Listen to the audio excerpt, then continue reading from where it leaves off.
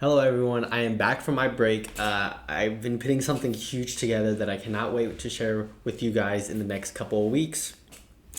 But let's hop right into today's episode. Yesterday was 9/11, and 22 years ago, one of the worst things to happen in American history happened. And there are some things that we should take away as a society that will better us now, and things that we should learn from the past that we could implement now in the future. Then the New Mexico governor thinks she does not have to follow the Constitution and she has complete power to make up whatever she wants because she's considering something a public health emergency.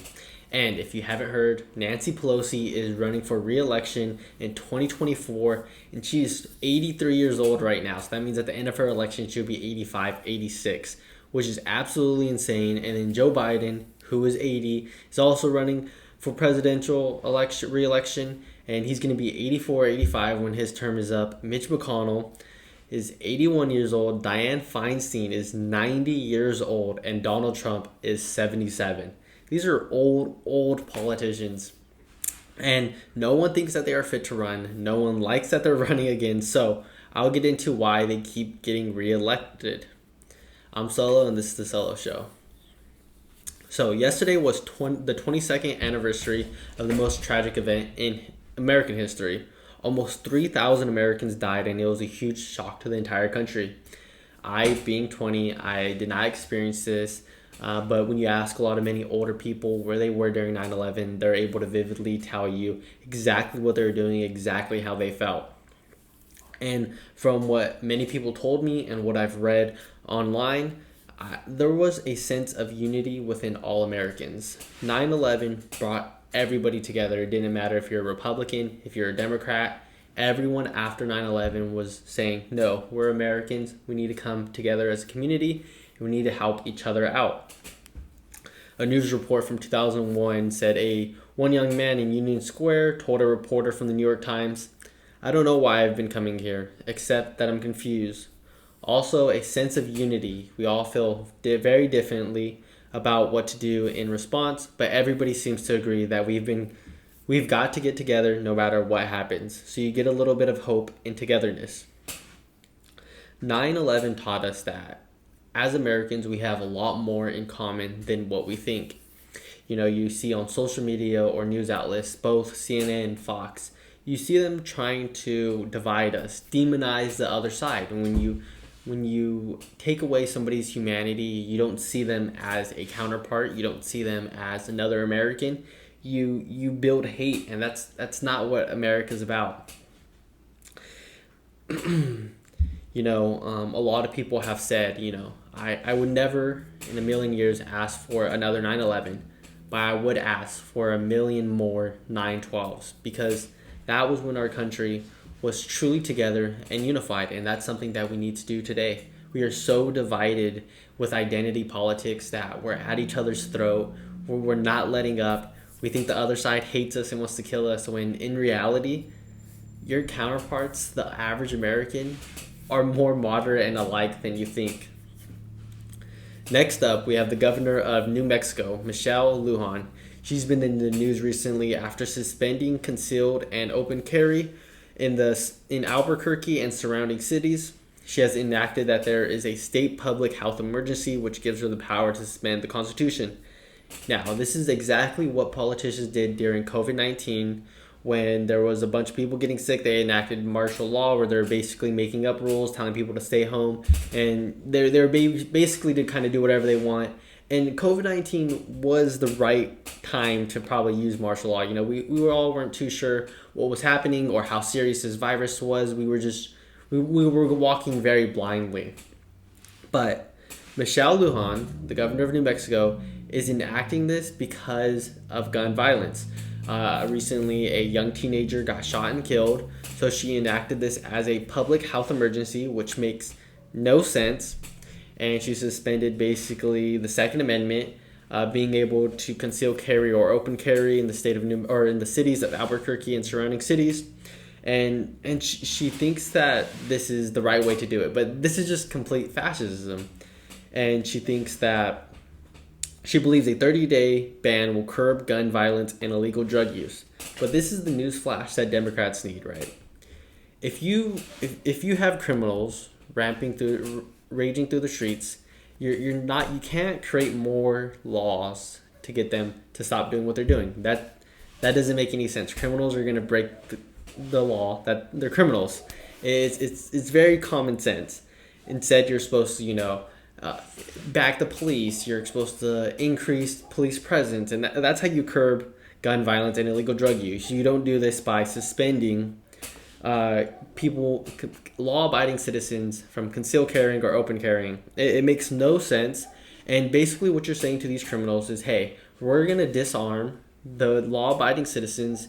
You could go right ahead, rob them, do whatever. They can't fight back if you have a gun because they don't have any firearms. It genuinely doesn't make any sense. It's just like how Chicago is trying to have a ceasefire from 9 a.m. to 9 p.m. and think that these gang members are just going to be like, oh yeah, okay, we won't do it anymore. No, it's not sensible. These people are criminals. They're not logical. They're not going to listen. And it is completely idiotic to implement these laws that really just disarm the law-abiding citizens. Thankfully, somebody has brains in New Mexico.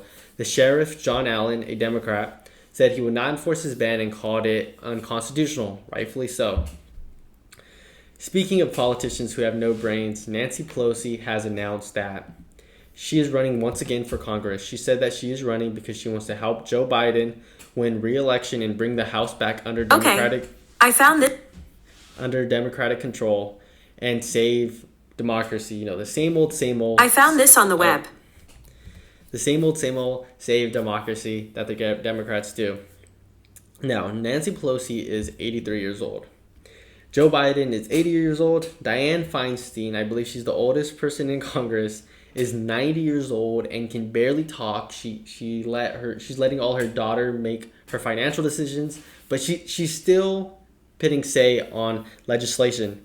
And then Mitch McDonnell, who has freezed on TV twice, just completely frozen during a news interview, is 73. Yeah, 70, or no, he's 81. And Donald Trump, who is the youngest of the bunch, is 77. These are extremely old politicians. I genuinely, the only person that still kind of knows that he's here and is not senile is Donald Trump. But every other one of these people are very old. They're very confused what's happening around them, and we're just letting them run our country. 73% of Americans think there should be an age limit on politicians. And many Americans agree that politicians now are too old.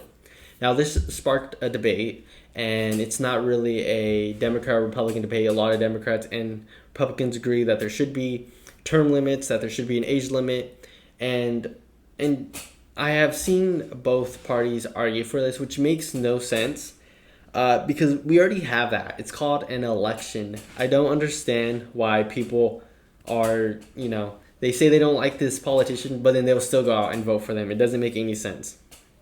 Now, you can just go back to the old saying that they like the devil they know rather than the devil that they don't. Basically meaning they like Joe Biden because they know what they're going to get from him. They're going to get very bland, boring, nothing crazy new to them. And I think this is like a faulty way of thinking. I don't think we should keep reelecting these same guys if they're not doing anything. If they're not doing what we like, let's get them out of there. It doesn't make any sense to me. But I personally think that change is good. I think we should completely refresh everyone in politics, honestly. And, when you're a career politician, you lose touch with reality. You're not a part of the community. You're not the average everyday working man. No, you're in government. You think there's problems where there's not. You don't know the struggles of the everyday American. So I'm highly opposed of voting for people who are career politicians unless, of course, they are actually sensible and within the community. And then the thing with age limit, it makes no sense because you have people like Joe Biden who, when he was running his first term, he was the oldest president. I believe he was 78, 1 year older than when Reagan got elected his second year. But if you put them next to each other, Reagan when he was 77, Joe Biden when he was 77, those are two different people.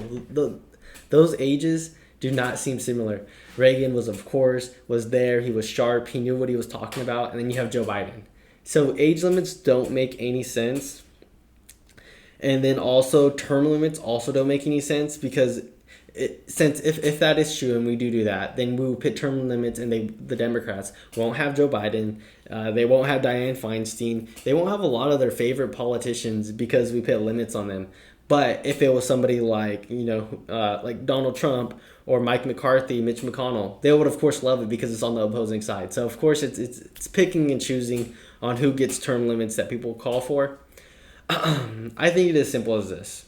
Vote for who fits best for office, who looks like they're going to bring the best for America, and don't fall in love with politicians. Fall in love with what they're doing, and stop reelecting people who are senile. It makes no sense. That's all I have for today's episode. Thank you guys so much for tuning in. Just leave a like, comment, and share, and I'll see you guys tomorrow.